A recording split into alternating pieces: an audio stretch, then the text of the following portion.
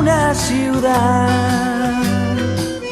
donde la gente aún usa gomina, donde la gente se va a la oficina sin un minuto de más. Yo vivo en una ciudad donde la... Hola, muy buenas noches. Bienvenidos a Yo Ciudadano, el programa donde escuchamos tu voz. Esta noche vamos a hablar acerca del nuevo Código Civil y Comercial de la República Argentina. Un código verdaderamente transformador de lo que veníamos viendo como ciudadanos en todo este tiempo, 145 años del Código de Vélez Sarsfield. Acordate de participar en nuestras redes sociales a través de Facebook y Twitter. Tenemos esta noche una invitada especial. Hola Noelia, buenas noches, ¿cómo estás? ¿Qué tal? Muy buenas noches. ¿Nos podés decir quién es? Esta noche nos acompaña la doctora Graciela Moreno de Ugarte, que es vocal de la Cámara de Familia del Poder Judicial de la provincia de Córdoba y además es profesora adjunta de la Cátedra de Derecho Privado 6 de la Facultad de Derecho y Ciencias Sociales de Córdoba. Sí, es una excelente académica, Graciela, así que bueno, vamos a tener el gusto de conversar con ella. Pero antes, vamos a nuestro informe. Yo vivo en una ciudad. A partir del 1 de agosto comenzó a regir el nuevo Código Civil y Comercial de la Nación. Los cambios al código anterior, modificado por última vez en 1968 en la llamada Reforma Borda, son tangenciales y ha abarcado casi todas las disciplinas del derecho privado argentino. El nuevo código acepta las sociedades de un solo socio, donde se separa el patrimonio de la persona física de la sociedad unipersonal. Se incorporan modernas formas de contratación, como los contratos de arbitraje, agencia comercial, concesión comercial, franquicias y los realizados por medios electrónicos, y da libertad a las personas para definir el nombre, ya que los hijos podrán llevar como primer apellido el de cualquiera de los dos cónyuges. Hoy, en Yo Ciudadano, repasaremos los cambios más importantes ocurridos en el derecho de familia. Debe señalarse que Argentina fue uno de los primeros países en legislar el matrimonio igualitario, resaltando los avances y desarrollo producidos en el campo de los derechos humanos. El nuevo código elimina el denominado divorcio culposo, hace más expeditivo el trámite y protege la intimidad de la pareja, otorga a los convivientes derechos que antes eran exclusivos de los matrimonios, regula la contribución a las cargas del hogar, la manutención de los cónyuges y de los hijos, su educación, la solidaridad mutua y la igualdad, la atribución del hogar en caso de ruptura, el pacto para dividir los bienes obtenidos por el esfuerzo de ambos, la protección de la vivienda y regula cuestiones típicamente actuales, como la de fertilización asistida. Sobre los bienes adquiridos en el matrimonio, se establece que los cónyuges pueden elegir entre dos regímenes distintos. La elección se hace mediante una convención matrimonial formulada antes del casamiento mediante una escritura que queda sentada en el acta matrimonial. Otra modificación importante es el denominado divorcio express, por el que un cónyuge o ambos pueden pedirlo sin esperar plazo alguno desde el matrimonio y obtenerlo con sola presentación ante el juez. Las modificaciones introducidas por el nuevo código han sufrido críticas desde diversos ámbitos, desde la Iglesia hasta los sectores académicos más respetados. Habrá que esperar cuáles serán las soluciones que los jueces darán a estos interrogantes, que el nuevo código unificado no supo responder. Yo vivo en una ciudad. Bueno, gracias por el informe, Noé. Nosotros nos vamos a un corte porque en el próximo bloque ya vamos a estar con la doctora aquí con nosotros en Yo Ciudadano. Yo vivo en una ciudad donde la gente aún usa gomina. Bueno, estamos en el segundo bloque de Yo Ciudadano y acá estoy compartiendo la mesa. Buenas noches, querida Graciela, la doctora Graciela Moreno de Ugarte, que es especialista en Derecho de Familia. Así que, Graciela, no sé si vos viste el informe de recién. Sí, lo escuché. Bueno, sí. Decime, ¿qué te parece? Han hecho una muy buena reseña de lo que son las principales reformas en materia de derecho de familia, tanto en el campo del derecho matrimonial como en el campo del derecho filial. Solo que, yo creo que el código sí ha dado respuestas a muchos interrogantes. Incluso las respuestas que ha dado, me atrevería hasta a decir que no son novedosas, porque en realidad las ha extraído tanto de la doctrina y fundamentalmente de la labor de los jueces, porque ha tomado muchas de las soluciones que ya propiciaban los jueces en sus resoluciones. O sea que eso es lo bueno, ¿no? Eso es lo bueno. Del código. Sí. Contame, y discúlpame, según tu óptica, ¿cuáles son las cosas más importantes que trae el nuevo código, digamos, en esta materia de familia, ¿no? Bueno, sucintamente. Sucintamente. Sí. Bueno, sucintamente, como le decía al comienzo, lo dividiríamos en derecho filial y derecho matrimonial. En el derecho filial está claro que una de las reformas importantes es la incorporación de la regulación de la filiación producto de las técnicas de reproducción humana asistida, de las TRA, es decir, una nueva tipo de filiación. También las modificaciones en el campo de la adopción, con la prohibición de la entrega directa, por ejemplo, y la reforma del procedimiento. O sea, cualquiera que quiera adoptar tiene que hacer un procedimiento. Un procedimiento que está perfectamente regulado, incluso establecido los plazos para que sea lo más corto posible, pero siempre dentro de la necesidad de respetar, ¿no? Esto de asegurar que el niño en primer término permanezca con su familia biológica y que solo subsidiariamente se recurra a la adopción. Y es importante también esto de la celeridad, ¿no? Porque yo he conocido casos donde había niños que hacía años que estaban con su familia adoptiva y todavía no lograban sacar, digamos, los papeles para que tenerlo. Bueno, no, ha fijado plazos claros el código, 30, 60, 90 días, en concordancia con los plazos que establece la ley 26061 de protección de niñas y adolescentes para la adopción de las medidas excepcionales y para finalmente concluir en la declaración de la situación de adoptabilidad previo a la adopción. O sea, eso está muy regulado, muy precisamente. Y luego también las reformas en materia de responsabilidad parental, recogiendo muchas de las soluciones que ya propiciaba la jurisprudencia, sobre todo para destacar, por ejemplo, la circunstancia de que la responsabilidad parental sigue siendo ejercida por ambos padres, aun cuando medie divorcio o separación de ellos. Y luego están las reformas en el campo del derecho matrimonial, que quizás sean las que hoy preocupan más al creo ciudadano. Que todo el mundo se está preguntando qué va a pasar y cómo va a ser eso, ¿no? Efectivamente es así, porque bueno, así nos pasa a nosotros también en los tribunales, ¿no? Que son el tema del matrimonio, los deberes y los derechos que emergen del matrimonio, con la consecuencia que tienen directamente en el tema de la disolución, de su disolución a través del divorcio vincular, que hoy es incausado. El nuevo régimen de bienes que podemos escoger. Eso lo vamos a ver ahora, después de que escuchemos la opinión. Hemos consultado con el doctor Palmero, seguramente vos lo conocés, ¿no? El doctor Palmero también es un afiatado catedrático de la facultad, bueno, que tiene su visión con relación a este tipo de cuestiones. Nosotros fuimos y le hicimos este pequeño reportaje, que quiero compartirlo con vos. Y después sí, ya vamos a hablar bien de estos temas de familia, que son los que nos importan a todos, ¿eh? Bueno. Vamos a ver ese informe, por favor.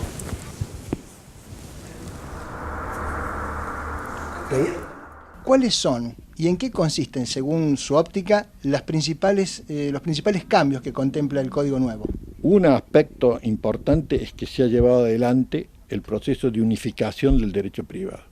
¿Qué quiere decir la unificación del derecho privado? Hasta hace muy poco teníamos un Código Civil y un Código de Comercio. Ahora el Código de Comercio y el Código Civil se han derogado y se ha sancionado un nuevo Código Civil y Comercial que contempla las dos cosas. A partir de la reforma de la Constitución del año 1994, las constituciones modernas tienen una cantidad de normas materiales de sentido positivo, es decir, que mandan determinadas cosas. En general, las constituciones del siglo XIX eran constituciones prohibitivas, es decir, que establecían límites al poder público. Diríamos que básicamente tiene la unificación, para tomar las cosas más importantes, y esta constitucionalización del derecho privado. Además, especialmente en el campo del derecho de familia, se ha hecho un ajuste importante sobre la base de lo que la sociedad va mostrando y los cambios que ha experimentado, que ha sido muy profundo en los últimos tiempos y que necesitaba una respuesta legal. Nosotros creemos que los códigos históricos, no todos los códigos son históricos, los códigos históricos no se han cambiado. O sea, no era un código histórico, no era el código nuestro que nació con la nación y que conformó la estructura cultural del país. Detrás de un código histórico hay 144 años de tarea colectiva en la jurisprudencia, en la doctrina, en el análisis de los textos. Entonces, para apartarse de ese punto, tiene que haber una adecuada apreciación de costo y beneficio.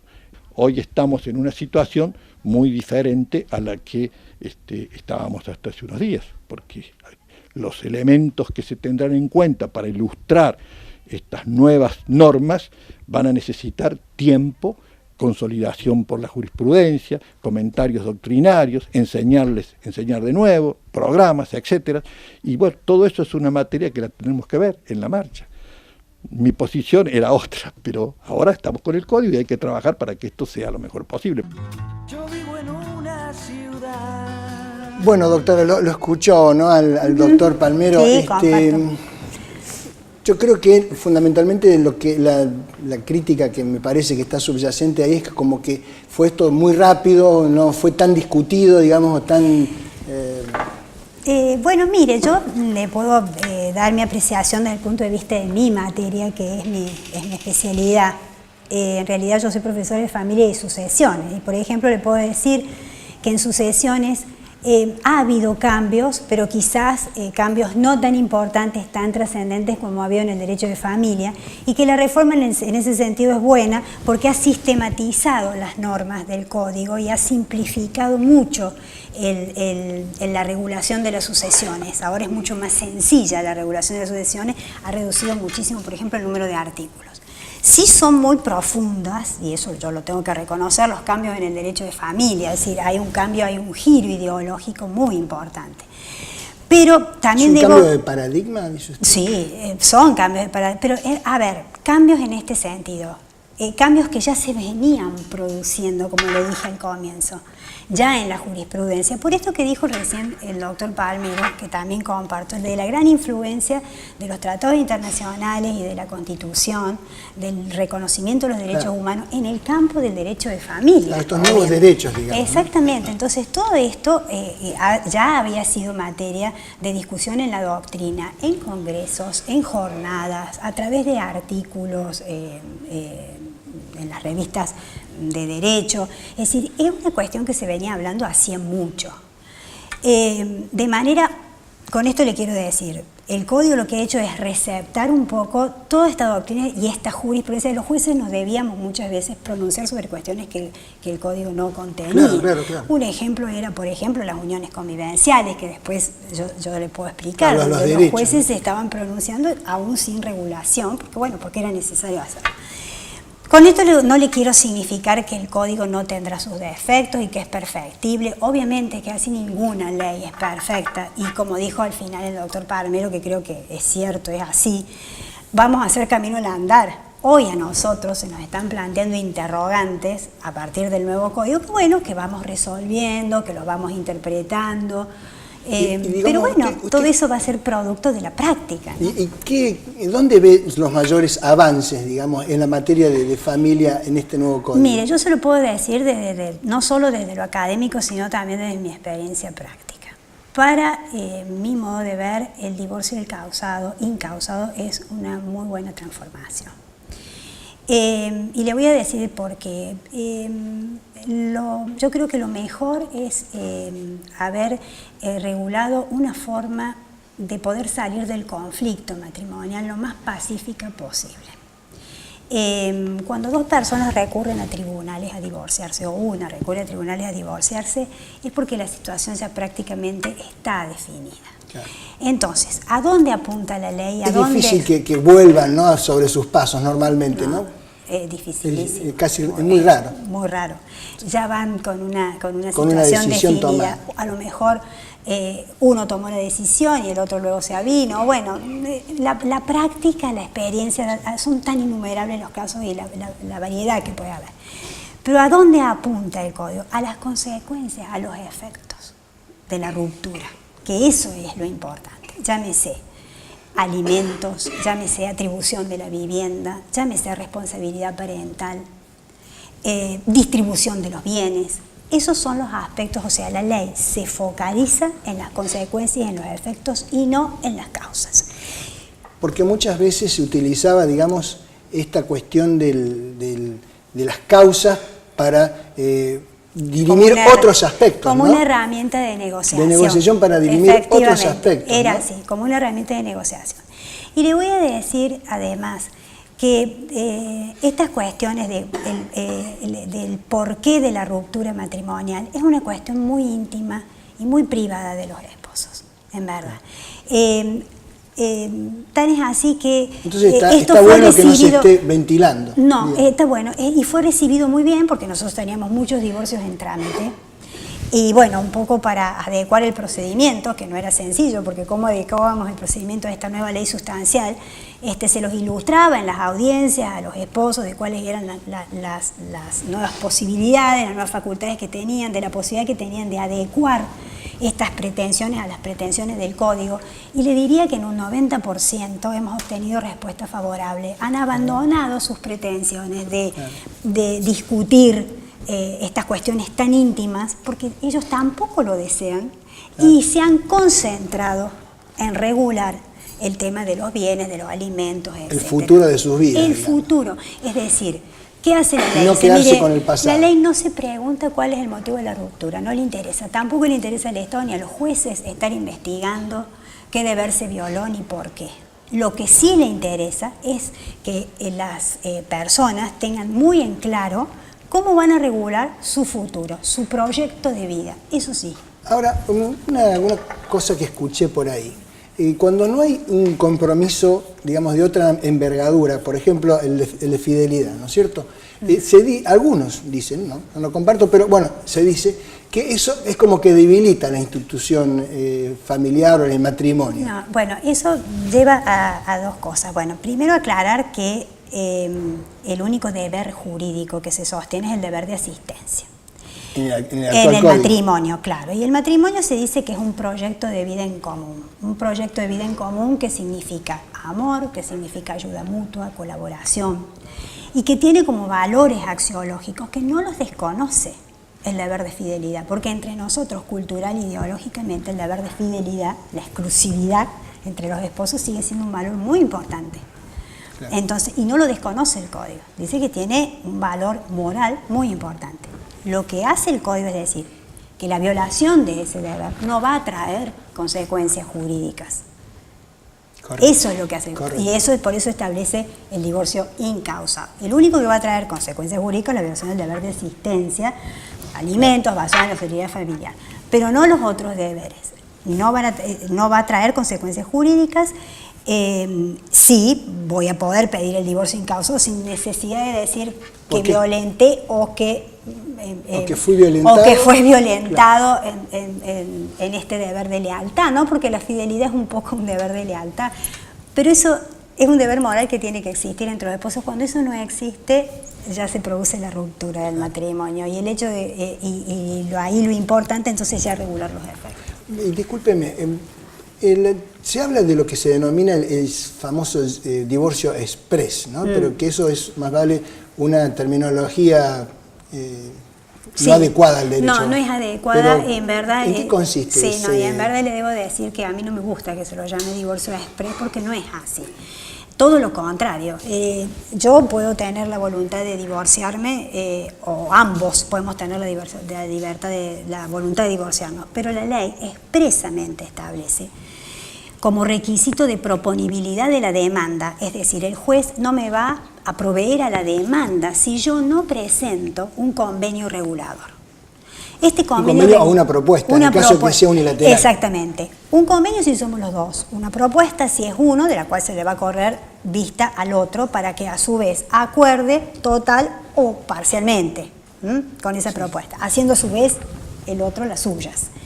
Este convenio regulador, que ya le digo es un requisito de proponibilidad de la demanda, el juez no le va a dar trámite a la demanda de divorcio, tiene que necesariamente contener el tema de responsabilidad parental y alimentos si hubiese hijos menores, los alimentos entre los esposos, la atribución de la vivienda y cualquier otro aspecto que los esposos consideren conveniente regular. Doctora, vamos a ir a un corte nosotros y seguimos en el tercer bloque conversando sobre este tema tan interesante acá en Yo Ciudadano. Vamos a un ¿Cómo corte. no?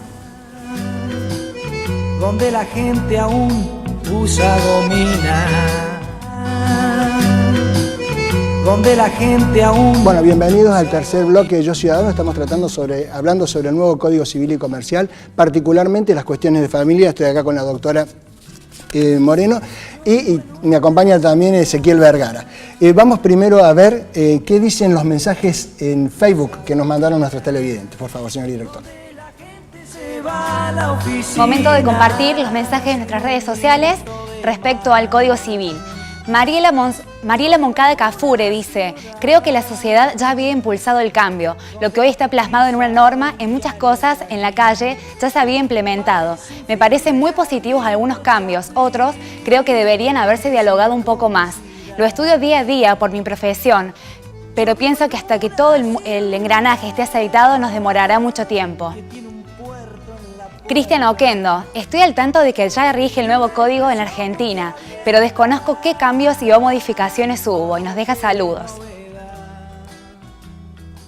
Erika Merlo dice: hola a todo el equipo de Yo Ciudadano. Es una excelente novedad que ya estemos frente al nuevo Código Civil y Comercial argentino, ya que hacía más de 140 años que no se modificaba.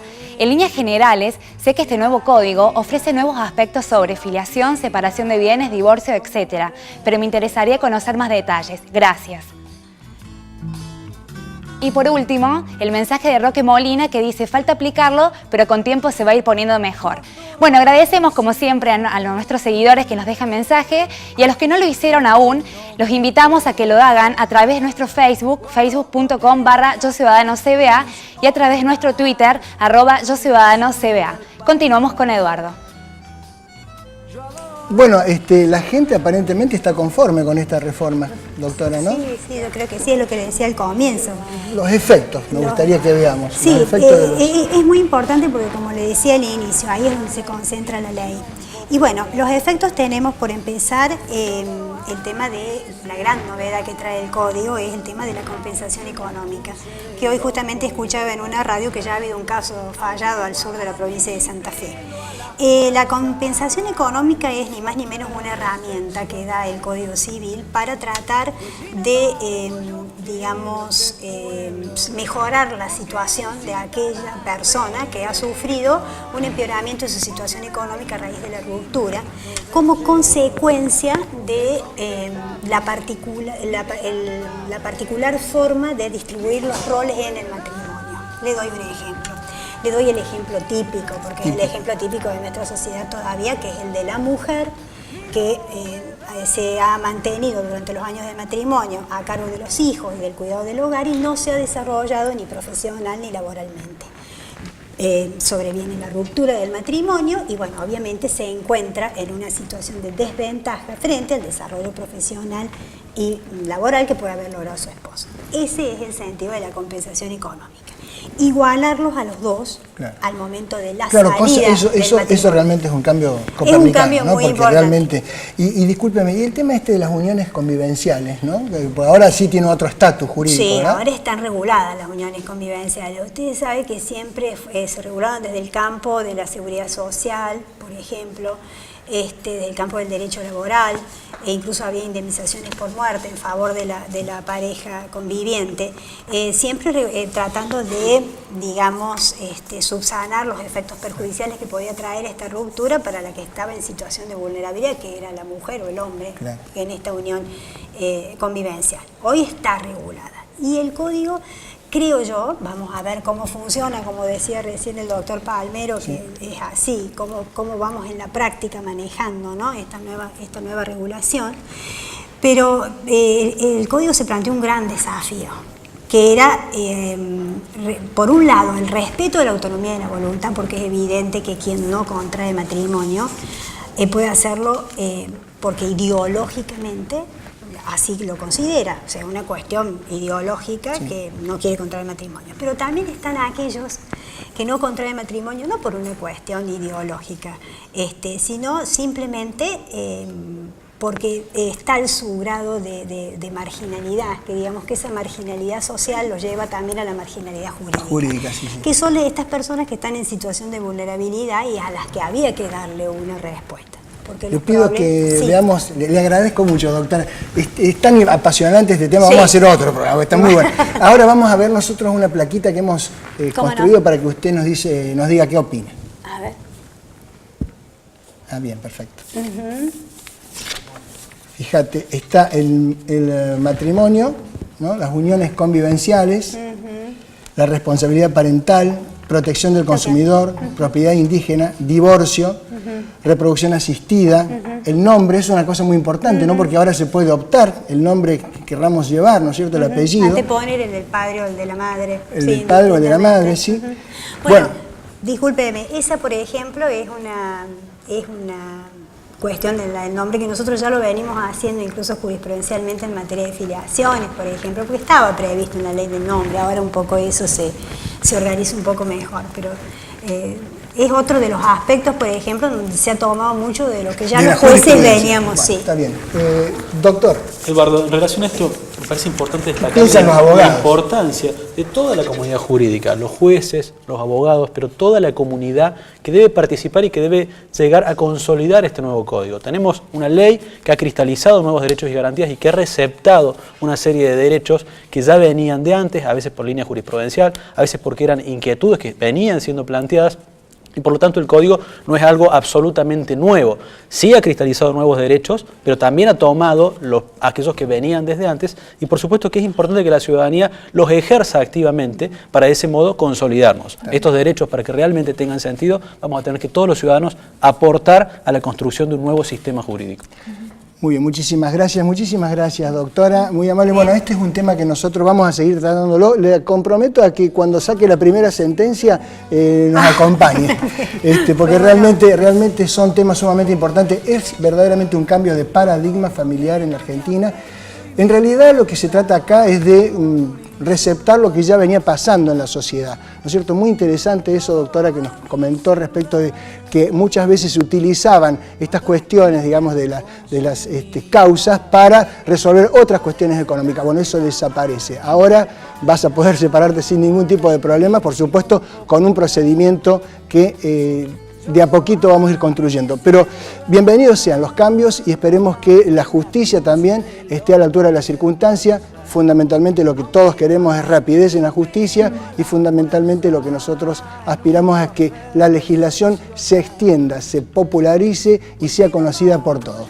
Muy bien. Muchísimas gracias, doctores, por estar conmigo y muy buenas noches a todos ustedes. Hasta el martes que viene. Porque me da infinitos deseos de contestarle y de cantarle